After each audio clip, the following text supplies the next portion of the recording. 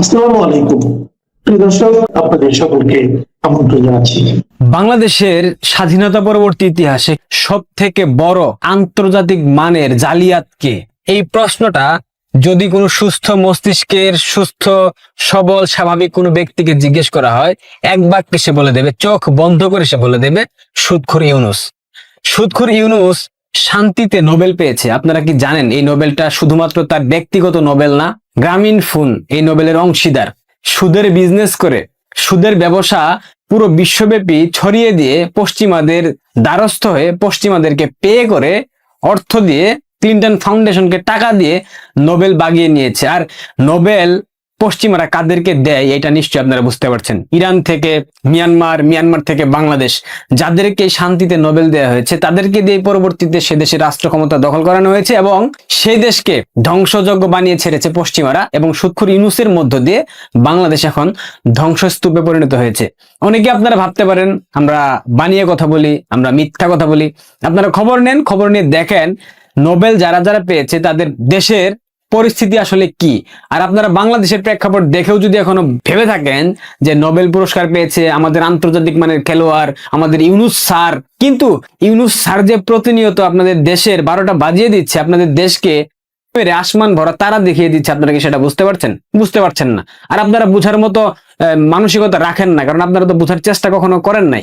একটা দেশের রাষ্ট্রপ্রধান যখন সে দেশের সকল মানুষকে জালিয়াত বলে, বাংলাদেশের প্রত্যেকটা গণমাধ্যমে সেটা ভাইরাল হয় যে বাংলাদেশের সবাই জালিয়াত, বাংলাদেশের মানুষ ভিসা জালিয়াতি করে, বাংলাদেশের মানুষ পাসপোর্ট জালিয়াতি করে। সুদখোর ইউনূসের মুখে বলতেছে, শুনেন আপনারা, দেখেন কি বলতেছে। বাংলাদেশ একটা বিষয়ে পৃথিবীর চ্যাম্পিয়ন এখন। আপনাদের সবার জানা আছে হয়তো, তবু আমি আবার বলবো, পৃথিবীর চ্যাম্পিয়ন কিসে? জালিয়াতি। সব জিনিস জাল। একটা দেশের রাষ্ট্রপ্রধান হয়ে কি সে দেশের মানুষকে কেউ জালিয়াত বলতে পারে? সে যে জালিয়াত বললো আপনাকে, আমাকে, আমাদের সবাইকে, সে কি জালিয়াত না? সে তো আন্তর্জাতিক মানের জালিয়াত। জালিয়াতি করে নোবেল পেয়েছে, জালিয়াতি করে বাংলাদেশের রাষ্ট্র ক্ষমতা দখল করেছে। তাহলে সে নিজের দিকে সেটা না নিয়ে কিভাবে বাংলাদেশের মানুষকে বলে জালিয়াত? কিভাবে বলে? এটা কি হইতে পারে? একটা দেশের রাষ্ট্রপ্রধান কিভাবে, কোন যুক্তিতে সে দেশের মানুষকে জালিয়াত বলে? এটা কি কখনো মেনে নেওয়ার মতো কথা? শেখ হাসিনা শুধুমাত্র বলেছিল কোটার সুবিধা মুক্তিযোদ্ধার নাতিপুতিরা পাবে না তো কি রাজাকারের নাতিপুতিরা পাবে, এই কথাটাকে ভিন্নভাবে উপস্থাপন করে ভুল অপব্যাখ্যা দিয়ে ঢাকা বিশ্ববিদ্যালয়ের শিক্ষার্থীরা স্লোগান দিয়েছিল, তুমি কে আমি কে, রাজাকার রাজাকার। পরবর্তীতে জামাতের এক নেতা বললো ঢাকা বিশ্ববিদ্যালয়ের শিক্ষার্থীদেরকে, অর্থাৎ নারীদেরকে, বেশ্যা। ডাকসু একটা বেশ্যাদের আড্ডাখানা, মদের আড্ডাখানা। কই, আমরা তো ঢাকা বিশ্ববিদ্যালয়ে কোনো সচেতন শিক্ষার্থীকে স্লোগান দিতে দেখলাম না, তুমি কে আমি কে, বেশ্যা বেশ্যা। কে বলেছে? কে বলেছে? জামাত নেতা, জামাত নেতা। দেখি নাই। আজকে সুদখোর ইউনূস বাংলাদেশের সবাইকে, শুধুমাত্র আপনাকে আমাকে বলেনি, শুধুমাত্র আওয়ামী লীগের নেতাকর্মী সমর্থকদেরকে বলেনি, সবাইকে গণহারে বলেছে বাংলাদেশের মানুষ জালিয়াত, আন্তর্জাতিকভাবে বাংলাদেশের মানুষ একটা কাজে পারদর্শী, জালিয়াতিতে। এটা বলার পর ঢাকা বিশ্ববিদ্যালয় থেকে কোনো মিছিল কিন্তু বের হয়নি। এটা বলার পর কোনো সুশীল সমাজ, বুদ্ধিজীবী, গণমাধ্যম কর্মী, সাংস্কৃতিক ব্যক্তিত্ব কেউ কিন্তু সুদখোর ইউনূসের এই কথার প্রতিবাদ জানিয়ে একটা বিবৃতি পর্যন্ত দেয়নি। কেন দেবে? কারণ সুদখোর ইউনূসের বেলায় সবকিছু হালাল, আর বঙ্গবন্ধু কন্যা শেখ হাসিনার বেলায় সবকিছু হারাম। কারণ শেখ হাসিনা বাংলাদেশের মানুষের ভাগ্য উন্নয়ন করেছিল। শেখ হাসিনা বাংলাদেশে একটা সুস্থ স্বাভাবিক রাজনৈতিক পরিস্থিতি এনে দিয়েছিল। শেখ হাসিনা বাংলাদেশের মানুষকে তলাবিহীন ঝুড়ি থেকে মধ্যমায়ের দেশে পরিণত করেছে। শেখ হাসিনা বাংলাদেশের অর্থনীতিকে, শেখ হাসিনা বাংলাদেশের সামাজিক কাঠামোকে পরিবর্তন করেছিল। শেখ হাসিনা বাংলাদেশের নারী ক্ষমতায়ন বৃদ্ধি করেছিল। শেখ হাসিনা বাংলাদেশের আইন শৃঙ্খলা স্বাভাবিক রেখেছিল। শেখ হাসিনা বাংলাদেশের সকল কাঠামোকে পরিবর্তন করেছে। শেখ হাসিনা পদ্মা সেতু করেছে, মেট্রো রেল করেছে, এলিভেটেড এক্সপ্রেসওয়ে করেছে, বিমানবন্দরের 3য় টার্মিনাল করেছে।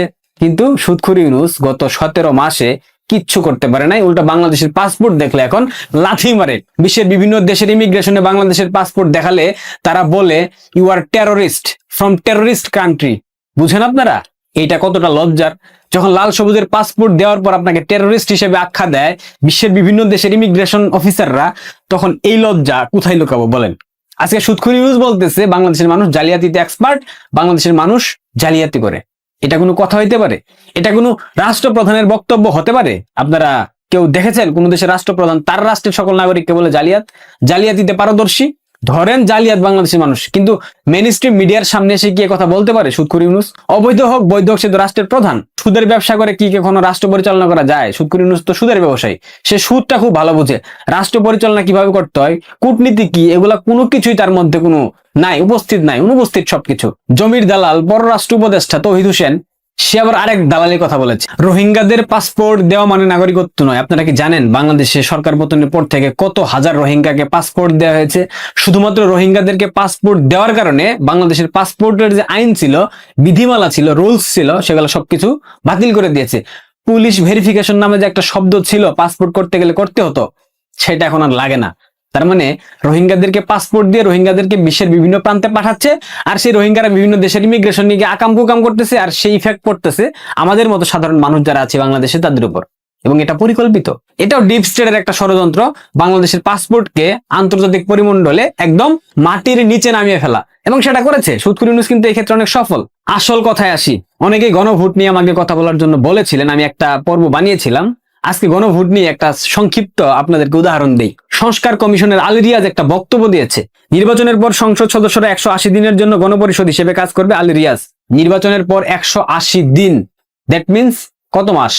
6 মাস। অর্থাৎ নির্বাচনে যদি বিএনপি ক্ষমতায় আসেও, যদি তারেক রহমান প্রধানমন্ত্রী হনও, সেক্ষেত্রে অন্তর্বর্তীকালীন সরকারের গণপরিষদ তাদের কার্যক্রম অব্যাহত রাখবে। অর্থাৎ যদি হা ভোটে কোনোভাবে অন্তর্বর্তীকালীন সরকার অর্থাৎ হা ভোট জিতে যায়, সুদখোর ইউনূস জিতে যায়, সেই ক্ষেত্রে তারা 180 দিন গণপরিষদ হিসেবে কাজ করবে। তার মানে মুদ্রা কথা হলো, তারেক রহমান প্রধানমন্ত্রী হলেও প্রায় 180 দিন সুদখোর ইউনূস তার ক্ষমতার কর্তৃত্ব ধরে রাখবে।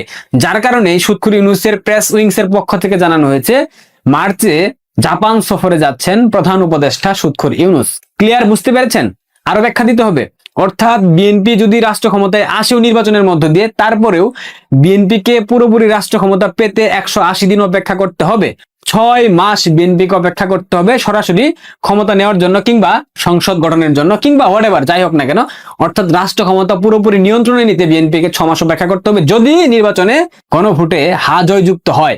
এবং যে প্রেক্ষাপট আমরা দেখতে পাচ্ছি, যদি কোনো কারণে জামাতকে নির্বাচনে জিতিয়ে দেওয়া হয়, সেক্ষেত্রে প্রেক্ষাপট অন্যদিকে চলে যাবে। যদি জামাত জয়যুক্ত না হয়, সেক্ষেত্রে গণভোটে হা জয়যুক্ত হবে, এটুকু নিশ্চিত থাকতে পারেন আপনারা।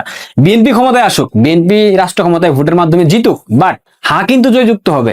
আর হা জয়যুক্ত হলে বিএনপির তারেক রহমানের, তারেক ভাইয়ার ক্ষমতায় আসার যে বাসনা, যে ইচ্ছা, যে আকাঙ্ক্ষা, সেটা কিন্তু আসলে আদৌ পূরণ হচ্ছে না। সো ভাবতেই পারছেন গণভোট বাংলাদেশের মানুষের জন্য একটা প্রতারণার ফাঁদ।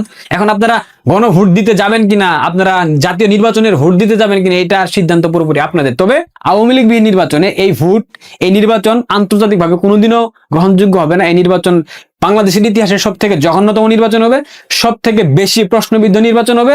সুতরাং আপনাদের প্রত্যেকের উচিত হবে নির্বাচন কেন্দ্রে ভোট দিতে না যাওয়া। আপনারা অনুপস্থিত হয়ে একটা ইতিহাস সৃষ্টি করে দেন যে নির্বাচনে বাংলাদেশ আওয়ামী লীগ নাই, যে নির্বাচনে সাধারণ মানুষের মত প্রকাশের অধিকার নাই, তাদের প্রার্থী নির্বাচনের অধিকার নাই, সেই নির্বাচন আপনারা একযোগে বয়কট করেন। তাহলে এরা বুঝে যাবে গণভোট আসলে জায়গা বরাবর ঢুকে গিয়েছে।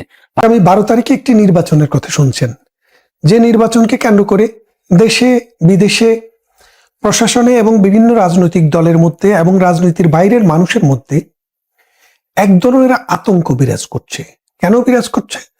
মানুষ জানে না এই নির্বাচনটিতে বাংলাদেশের ভাগ্য, বাংলাদেশ নামক রাষ্ট্রটি কোন ডাইরেকশনে রওনা দিবে। প্রধানত 2টি দল এই নির্বাচনে অংশগ্রহণ করছে, আর যে দলটি বাংলাদেশের জন্ম, বাংলাদেশের ইতিহাস এবং বাংলাদেশের আজকের যে মধ্য আয়ের বাংলাদেশ, এইটি বিনির্মাণের সাথে যাদের সবচাইতে বেশি ভূমিকা, সেই দলটিকে ফ্যাসিস্ট ইউনূস সরকার, এ অবৈধ ইউনূস সরকার কিছু বাটপার এবং চাটুকারকে নিয়ে আওয়ামী লীগ সরকারকে তার বাইরে রেখেছে। এটা হচ্ছে তার মেটিকুলাস ডিজাইনের অংশ। কারণ এই বাংলাদেশ নামক বদ্বীপটি পৃথিবীর নানান শকুনদের দৃষ্টিতে পড়েছে। এই দৃষ্টিতে পড়ার মূল কারণ হলো ভারতীয় উপমহাদেশ, চায়না, জাপান এবং এই কন্টিনেন্টের অন্যান্য দেশ পৃথিবীতে এমন একটা জায়গা তৈরি করেছে, এখন অর্থনীতি বলেন আর জনসংখ্যায় বলেন, প্রভাব প্রতিপত্তিতে বলেন, তারা কিন্তু আগামী বিশ্বের প্লেয়ার। তাই যারা আজকের দিনের মোড়ল, তারা চিন্তা করলো আমরা তো এইভাবে এই ভারতীয় উপমহাদেশ, এই ইন্দো চায়না, এই জাপান উপসাগর, মধ্যপ্রাচ্য, তাদেরকে এইভাবে উঠে যেতে দিতে পারি না। তাহলে আমাদেরকে কি করতে হবে? তাদের টুটি চেপে ধরতে হবে। আর এই টুটি চেপে ধরতে হলে 7 সমুদ্র 13 নদীর পার থেকে তো বিমান চালিয়ে সেখানে যুদ্ধ করা যাবে না। 7 সমুদ্র 13 নদীর ওপার থেকে তো সৈন্যবাহিনী উড়িয়ে আনা যাবে না। সপ্তডিঙ্গা নৌবহর চালাতে গেলেও একটা দীর্ঘ সময় লাগবে। তাহলে কি করতে হবে? মির্জাপুর তৈরি করতে হবে গরিব।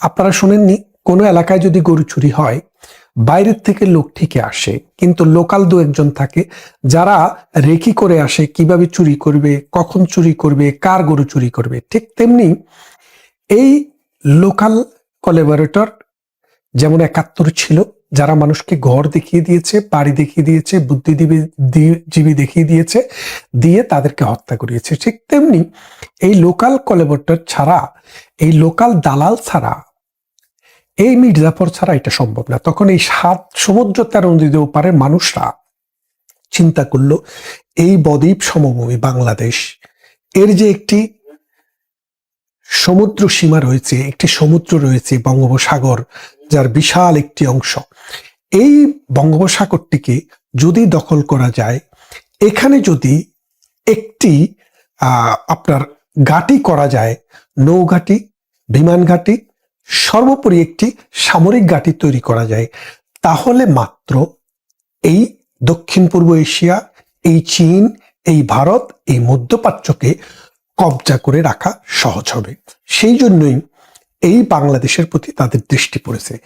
এই দৃষ্টি পড়ার পর তারা কিন্তু বাংলাদেশের প্রতি দৃষ্টিটা প্রথমে পড়ে নাই। প্রথমে ভারত, তারপরে শ্রীলঙ্কা, তারপর মিয়ানমার, ওইসব দেশের সাথেও তারা সলা পরামর্শ করেছে, কিন্তু কেউই তাদের ডাকে সাড়া দেয়নি। কিন্তু বাংলাদেশে যে সরকার ছিল তারাও দেয়নি। তখন তারা ডক্টর ইউনূসের মতো মেটিকুলাস ডিজাইনের একটা প্ল্যান হিসেবে তাকে নিয়ে আসলো। নিয়ে আসার পর তার মাধ্যমে অনেক কিছু ফায়দা হাসিলের চেষ্টা করেছে, কিন্তু যেহেতু সে একটি তত্ত্বাবধায়ক বা অন্তর্বর্তীকালীন সরকার, অনেক কিছু করার এবং সিদ্ধান্ত নেওয়ার ক্ষমতা তার নেই। তাই তারা দৃষ্টি দিয়েছে আগামী নির্বাচনে কোন তাবেদারকে তারা নিয়ে আসবে, যারা বাংলাদেশের স্বার্থ, বাঙালির স্বার্থ, এই বদ্বীপ সমভূমির স্বার্থ বিক্রি করতে পারবে।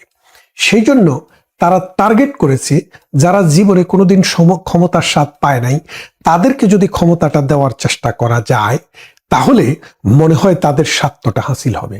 আর এখানে দুইটি জোটের মধ্যে বিএনপি 3-4 বার ক্ষমতায় ছিল। শুধু ক্ষমতায় কখনো এককভাবে বা দলগতভাবে হইলেও মানে ডমিনেন্ট পজিশনে জামাত কখনো ছিল না। তাই এখন জামাত মরিয়া, যদি দরকার হয় বাংলাদেশের 2টা ডিস্ট্রিক্ট বিক্রি করে দেওয়া, তাও তারা দিবে। যদি দরকার হয় সমুদ্র, বাংলাদেশের সমুদ্র পুরোটা বিক্রি করে দেওয়া, তাও তারা দিবে। যদি দরকার হয় তারা দোজগে যাওয়ার জন্য বেহেশতের টিকিট বিক্রি করবে, তাও তারা করবে। যদি দরকার হয় ইসলামকে বিক্রি করে দিবে, তাও তারা করবে, এবং সেটা করছে। আমরা দেখছি 2 দিন আগেও যেই সব ছেলে পেলে বিএনপির জন্য গলা ফাটিয়েছে, পাল্লা মার্কা নিয়ে কিন্তু তারা এখন নির্বাচন করছে। তো এই অবস্থায় আগামী নির্বাচনটি কোন দিকে যাবে, সেটা একটা বড় ভয়ের কারণ হয়ে দাঁড়িয়েছে। এখন যদি সুষ্ঠু নির্বাচন হয়, আওয়ামী লীগ নেই, মানুষের পার্টিসিপেশন একদম নিম্নমানের হবে, সেটাকে পুলিয়ে পাপিয়ে দেখানোর জন্য আগে থেকে ওই ডাস্টবিন শফিক কিন্তু ঘোষণা দিয়ে রেখেছে যে তিনি নির্বাচনের ভোট গণনা হতে সময় লাগবে, কারণ কাকে কোথায় পাশ করানো হবে, কার বক্সে কত ভোট দেওয়া হবে, সেটা স্থির করতে একটু সময় লাগবে। এটা আগে থেকে বলে দিয়েছে, ভালো। এটা অন্তত মানুষ জানলো যে ইঞ্জিনিয়ারিং করার জন্য যে পরিকল্পনা বাস্তবায়ন করার জন্য যে সময় দরকার, তারা সেই সময়টি জনগণের কাছ থেকে চেয়ে নিচ্ছে। তারপর আসেন, এই চেয়ে নেওয়ার ফলে ধরেন যদি সুষ্ঠু নির্বাচন তারপরেও হয়, বিএনপির ল্যান্ডস্লাইড ভিক্টরি হবে। এখন বিএনপিকে কি ভিক্টরি দেওয়ার জন্য ডক্টর ইউনূস নির্বাচনের আয়োজন করেছেন? করেননি। ডক্টর ইউনূস নির্বাচনের আয়োজন করেছে তার প্রভুদেরকে খুশি করার জন্য, অর্থাৎ তাকে যারা একটা পরিকল্পনার অংশ হিসেবে বাংলাদেশের মসনদে বসিয়ে যত সব অপকর্ম করাচ্ছে, বাংলাদেশের অর্থনীতিকে ধ্বংস করছে, বাংলাদেশের উন্নয়নকে ধ্বংস করছে, বাংলাদেশের গত 53 বছরের ইতিহাস এবং ঐতিহ্যকে ধ্বংস করাচ্ছে তাকে দিয়ে। তাদের একটা প্ল্যান আছে, সেই প্ল্যানের অংশ হিসেবে কাকে কোথায় পাশ করাতে হবে সেটা কিন্তু তারা নোট দিয়ে দিয়েছে। তো সেই জন্য ডক্টর ইউনূস বিএনপিকে পাশ করানোর কোনো মনোবাসনা নিয়ে নির্বাচন দিচ্ছে না। এখন বিএনপির পরিবর্তে তারা চাচ্ছে জামাতকে যদি ক্ষমতায় আনা যায়। এখন জামাত যদি ক্ষমতায় আসে, ধরেন তার মেটিকুলাস ডিজাইনে জামাতকে নিয়ে আসতে চাইল, তাহলে কি হবে? আপনারা অনেকে বলছেন যে বিএনপিকে দেখছি, আওয়ামী লীগকে দেখছি, জাতীয় পার্টিকে দেখেছি, এবার একটু জামাতকে দেখি, এরকম অনেকে ভাবছেন। তো কারণ জামাতকে দেখলে জামাতের ভবিষ্যৎ কি হবে সেটা আপনারা দেখবেন, তারপরে সিদ্ধান্ত নেবেন। অনেকে এটার প্রতি উত্তরে বলছেন অনেক কিছুই তো খেলেন, গু তো আর খেলেন না, একবার গু খেয়ে দেখেন। তা আমি সেই কঠিন কথায় যাব না। অনেকে দেখতে চান, ভালো কথা, দেখতে চান, কিন্তু দেখার আগে আরো একটু বিশাল ক্যানভাসে দেখেন। সারা পৃথিবীতে জামাতি চেতনার যে রাষ্ট্রগুলো আছে, মৌলবাদী চেতনার যে রাষ্ট্রগুলো আছে, ধর্মীয় মৌলবাদের ভিত্তিতে অর্থাৎ সাম্প্রদায়িক চেতনায় যে রাষ্ট্রগুলো আছে, তৈরি হয়েছে রাজনৈতিক দলের মধ্যে, সেই রাষ্ট্রগুলোর কি অবস্থা আছে? 1 নাম্বার, বাইতুল মোকাররমে, ঢাকার রমনায়, বিভিন্ন জায়গায় আমরা ওয়াজ শুনতাম, তারপরে আমরা বিশাল হাকডাক শুনতাম যে আমরা হব তালেবান, বাংলা হবে আফগান। খেয়াল করে দেখেন, বাংলা হবে আফগান, আমরা হব তালেবান। তাদের যে সে তালেবান হওয়ার আকাঙ্ক্ষা, সেই তালেবান রাষ্ট্রটির দিকে তাকান। দক্ষিণ পূর্ব এশিয়াতে বা এশিয়া মহাদেশে সবচাইতে কম মাথাপিছু আয়ের দেশ, মাত্র 600 মাথাপিছু আয়, ডলার মাথাপিছু আয়, সেই দেশটির নাম হচ্ছে আফগানিস্তান। তার মানে আপনাকে আফগানিস্তান তারা বানাতে পারবে, কারণ আপনি তো সেই মডেলের দিকে যেতে চান। তো এই তালেবানি মডেল, এই আফগানি মডেল, আপনার শিশুর যদি মেয়ে হয় তার কপাল খারাপ। 5ম শ্রেণীর উপরে তিনি আর পড়াশোনা করতে পারবেন না, রাজনীতিতে তার অংশগ্রহণ থাকবে না। কেন বলছি রাজনীতিতে আর নারী থাকবে না? জামাতে ইসলামী 280 বা 300টি আসনে তার জোট সহ প্রার্থী দিয়েছে। তার মধ্যে জামাতে ইসলামীর প্রার্থী হচ্ছে 200-র উপরে, 250 প্রায়। এই 250 আসনের মধ্যে জামাতে ইসলামের একজনও কি নারী প্রার্থী আছে? নেই। কেন নেই? কারণ তারা নারী বিদ্বেষী। এই নারী বিদ্বেষী লোককে, তারা নারীকে বিশ্বাস করে দাসী হিসেবে, বান্দি হিসেবে, এবং সেই জন্য এই বান্দি দাসীদেরকে তাদের ভাষায় তারা জায়গায় জায়গায় লেলিয়ে দিয়েছে, ঘরে ঘরে গিয়ে বিকাশে টাকা দিচ্ছে, বিভিন্নভাবে তাদেরকে বুঝিয়ে পুষলিয়ে পাল্লা মার্কায় ভোট দেওয়ার জন্য তৈরি করা হচ্ছে। অথচ এই নারীরা জানে না তার জন্য বিষ নিয়ে এসছে, সে ওই বিষ খেয়ে তার শিশু সন্তান সহ মারা যাওয়ার ব্যবস্থা করছে। খেয়াল করে দেখেন, একজন নারী প্রার্থীও জামাতের নেই। শরিকদের থাকতে পারে, শরিকদের কথা তো আলাদা, কিন্তু জামাতের একজনও নারী প্রার্থী নেই। একজন হিন্দু প্রার্থী আছেন, তিনিও মুসলমান হওয়ার কাতারে আছেন, যেই কোনো সময়ে তিনি কালেমা পড়ে মুসলমান হওয়ার সিদ্ধান্ত নেবেন বলে আমরা শুনেছি। আচ্ছা, আসেন, তার মানে এই বাংলাদেশকে আফগানের মডেলে করলে আমাদের এখনের যে মাথাপিছু আয় $2700 মিনিমাম, সেই $2700 কমিয়ে কিন্তু $600 আনতে হবে। আচ্ছা, বাংলাদেশের বাদ দেন, এবার আছেন পাকিস্তান। এই তালেবানি চিন্তা চেতনা পাকিস্তানেও জন্ম হয়েছিল, এই জামাতের পাকিস্তানেও জন্ম হয়েছিল। ধর্মকে ব্যবহার করে পাকিস্তানে জিঙ্গুইজমের কিন্তু উৎপাদন হয়েছে, জঙ্গি উৎপাদন সারা বিশ্বে পাকিস্তান করে থাকে। সেই পাকিস্তানের অবস্থার দিকে যদি দেখেন, ওই দেশে মোট 23 কোটি মানুষ, তার মধ্যে 4 কোটি মানুষ ভিক্ষা করে। গত 1 বছরে 40,000 মানুষকে পৃথিবীর বিভিন্ন দেশ থেকে পাকিস্তানে ফেরত পাঠানো হয়েছে ভিক্ষাবৃত্তির জন্য। সৌদি আরবে হজের মৌসুমে উমরার সময় তাদেরকে নিষিদ্ধ করে দিয়েছে। পরে পাকিস্তানের পররাষ্ট্রমন্ত্রী মোসলেকা দিয়ে বলেছে যে আমাদের লোক আর ভিক্ষা করবে না। তাহলে ভিক্ষুক উৎপাদনের একটা প্রকল্প আপনারা পাবেন, কারণ ধনী হতে হলে তো টাকা আসতে হবে। তো ভিক্ষা করে যে পরিমাণ টাকা পাওয়া যায়, আগে মাদ্রাসার জন্য, মক্তবের জন্য যেই পরিমাণে টাকা উঠতো, এখন তো সেটা আর ওইভাবে উঠতে হয় না। এখন মানুষ, সমাজের অবস্থা ভালো, বিত্তবানরা করে দিতে পারে। তো সেই রকম জামাত যদি আসে, সেই রকম ভিক্ষুক উৎপাদনটা আপনাদের বেড়ে যাবে, কারণ তখন তো বাইতুল মাল আপনি বাধ্যতামূলক ভাবে দিতে হবে। সেই জন্য এই ভিক্ষুক উৎপাদন হবে।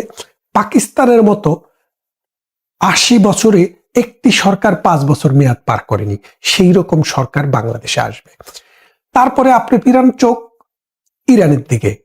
1979 সালে ইরানে যখন ইসলামী বিপ্লব খামেনি করে, তখন খামেনি কিন্তু দেশে ছিলেন না, তিনি ছিলেন ফ্রান্সে। সেখান থেকে এসে এই বিপ্লবের নেতা হন তিনি। নেতা হওয়ার আগে ইরান ছিল মধ্যপ্রাচ্যের, আপনি জানেন পারস্য সভ্যতা, আপনি 5000 বছর পিছনে যান তাও দেখবেন ওসমানীয় খেলাফতের এমন জয় জয়কারের সময়ে ইউরোপের অর্ধেক যে ওসমানীয় খেলাফত যখন দখল করে নিয়েছিল, সেই ওসমানী খেলাফত পুরো মিডল ইস্ট দখল করে নিয়েছিল, যেটাকে অটোমান এম্পায়ার বলে, কিন্তু ইরান দখল করতে পারেনি। সেই ইরান যখন খামেনির নেতৃত্বে আসে, অর্থাৎ ধর্মীয় মৌলবাদীদের হাতে আসে, তখন সেই ইরানের অবস্থা ছিল, মানে 1979 সালের আগে, 79 সালের আগে ইরান ছিল মধ্যপ্রাচ্যের সবচাইতে বেশি মাথাপিছু আয়ের দেশ এবং সবচাইতে সভ্য এবং ধনী দেশ। এখন মধ্যপ্রাচ্যের সবচাইতে গরিব যে 3টি রাষ্ট্র, তার মধ্যে একটি হচ্ছে ইরান, একটি হচ্ছে সিরিয়া, আর একটি হচ্ছে ইয়েমেন। খেয়াল করে দেখেন এই 3টি দেশ, তার মধ্যে ইয়েমেনেও কিন্তু এই জঙ্গিবাদের উৎপত্তি হয়েছিল, সেটি ধ্বংস হয়ে গেছে। সিরিয়াতে জঙ্গিবাদ আসাদ সরকারকে উচ্ছেদের মাধ্যমে দেশটিকে ধ্বংস করে এখন ভিক্ষুকের জাতিতে পরিণত হয়েছে। আর ইরান পৃথিবীর 2nd biggest well producing country হওয়া সত্ত্বেও এখনো বাংলাদেশের ইরানের বাংলাদেশের 1 টাকা দিয়ে ইরানে 8000 রিয়াল পাওয়া যায়, ইরানি রিয়াল। খেয়াল করে দেখেন 1 টাকা সমান 8000 রিয়াল, মানে মানুষের জীবন দুর্বিষহ হয়ে গেছে। গত কদিনের আন্দোলনে 8500 মানুষকে হত্যা করা হয়েছে, কিন্তু সরকারের হাতে লাঠিয়াল বাহিনীটা ঠিকমতো কাজ করছে বলে সরকার টিকে আছে, যেখানে শেখ হাসিনা হাজার হাজার লক্ষ লক্ষ মানুষ হত্যা করতে পারে নাই বলে তাকে ক্ষমতা ছাড়তে হয়েছে। তো ইরান দেখলেন, মানে এখন আমাদের তো আর তেল নেই, আমাদের যা আছে ভিক্ষাবৃত্তি হয়তো আমরা করতে পারবো। সেই ইরানের দিকে তাকিয়ে দেখেন এই মৌলবাদী শক্তি, ধর্মভিত্তিক শক্তি ইরানকে মধ্যপ্রাচ্যের সবচাইতে দরিদ্র রাষ্ট্রগুলোর একটিতে পরিণত করেছে।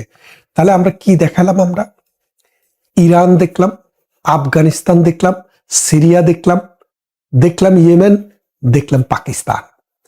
তারপরে আরো যদি দেখতে চান আপনি আলজেরিয়াতে চলে যান। গৃহযুদ্ধ, যুদ্ধ, ক্ষুধা, দারিদ্র নিষ্পেষিত একটি দেশ, সেই দেশের নাম আলজেরিয়া। তো এখন এত কিছুর পরও আমরা শুনছি না, এত হাসি দেখেও যারা গোমরা মুখে চায়, তাদের দেখে পেঁচার মুখেও কেবল হাসি পায়। এখন আপনারা যদি চোখ বন্ধ করে রাখেন, পৃথিবীর দিকে না তাকান, পৃথিবীর যেখানেই ধর্মীয় মৌলবাদী শক্তির উত্থান হয়েছে, সেই দেশটি ধ্বংসের দ্বার প্রান্তে চলে গেছে। সমাজ বিচ্ছিন্ন হয়ে গেছে, অর্থনীতি মাটির সাথে মিশে গেছে। জাতিতে দাঙ্গায় সমাজে অশান্তি, যুদ্ধ, গৃহযুদ্ধে ছিন্ন বিচ্ছিন্ন হয়ে গেছে রাষ্ট্র। তাহলে আপনাকে এখন সিদ্ধান্ত নিতে হবে, এই প্রজন্মকে আপনাদেরকে সিদ্ধান্ত নিতে হবে। আমরা তাদের যে ইমানি বল, তাদের যে কথা, সেটা আমরা দেখেছি। 1971 সালেও তারা বলেছিল আমরা মজলুমের পক্ষে, জালেমের বিপক্ষে। কিন্তু সত্যিকার অর্থে বাংলাদেশের মানুষ যখন মজলুম হয়েছিল, তখন তারা গনিমতের মাল বলে বলে আমার আপনার মা বোনকে এই পাকিস্তানি হানাদারের হাতে তুলে দিয়েছে। জাতির শ্রেষ্ঠ সন্তানদেরকে পাকিস্তানিদের হাতে তুলে দিয়ে নির্মমভাবে হত্যা করেছে।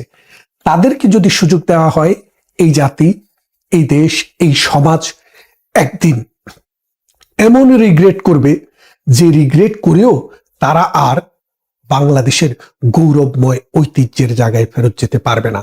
এই সমাজ, এই রাষ্ট্রকে যদি টিকাতে হয়, ধর্মভিত্তিক শক্তিকে, বেহেশতের টিকিট বিক্রি করা শক্তিকে এবং নারী বিদ্বেষী শক্তিকে বর্জন করতে হবে, এবং এই দেশ, এই সমাজের হাজার হাজার বছর থেকে চলে আসা ইতিহাস, ঐতিহ্য, মুক্তিযুদ্ধকে ধারণ করতে হবে। আপনারা দেখেছেন এদের যে ঔদ্ধত্য, ওদের যে প্ল্যান, এরা এই দেশটাকে, এই সমাজটাকে বিভক্ত করে, বিচ্ছিন্ন করে মাটির সাথে সইয়ে দিতে চায়।